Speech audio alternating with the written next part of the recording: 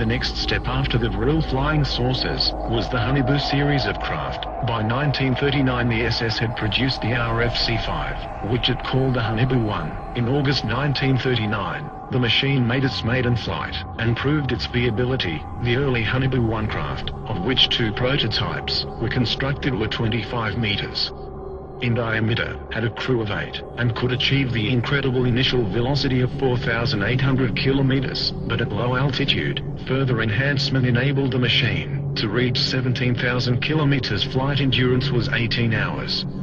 To resist the incredible temperatures of these velocities, a special armor called Victolan was pioneered, specifically for both the Haunebu and Vril series of disc craft.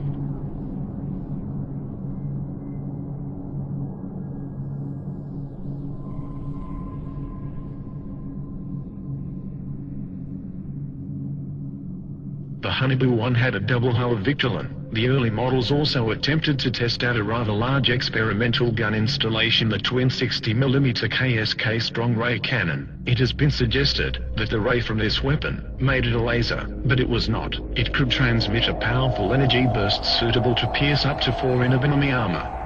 When a Vril 7 was shot down by the Russians, in 1945 a similar underbelly-mounted KSK gun was destroyed, with debris recovered from the battle site.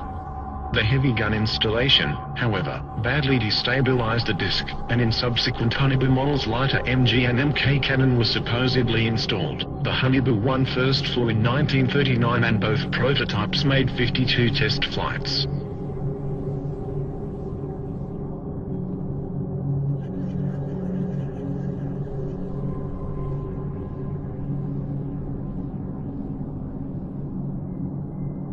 In 1942, the enlarged Haunebu 2, which was 26 meters diameter, was ready for flight testing. This disc had a crew of 9, and could also achieve supersonic flight of 6,000 to 21,000 kilometers with a flight endurance of 55 hours. Both it and the further developed 32-meter diameter Haunebu 2 had heat shielding of 2 hulls of Victolan.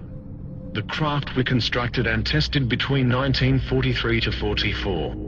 The craft made 106 test flights. By the end of 1940, the Haunebu 2 had entered service as a reconnaissance aircraft, and there is certainly photographic evidence to support this. For example, one was caught on camera near Antarctica in 1940. The design of the Haunebu 2 should be noted for future reference. Whatever their exact nature, it appears confirmed that a range of alternative designed aircraft were by now on the drawing board, or hovering above the ground. Some of these designs proved worked, and successes were being reported. On 17 April 1945,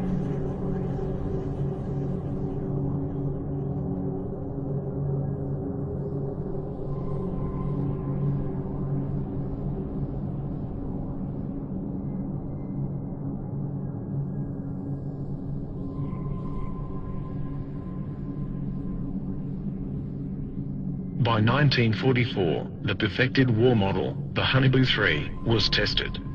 2 prototypes were built. These massive machines, several stories tall, were crewed by 20 men. They were also capable of hypersonic speed beyond 21,000 kilometers. The SS had intended further plans for a 120-meter diameter Haunebu 4 were in the works, but no such craft is known to have been constructed before the end of the war. However, these new technologies were coming online too late, for the war was already being lost and won. Within months the Allies and Russians had poured into Central Europe. Hitler was thought dead and the war apparently over, and as soon as the war was over, ghost rockets started appearing over Scandinavia, and within 2 years flying saucers were being reported wholesale over mainland United States. It was no coincidence.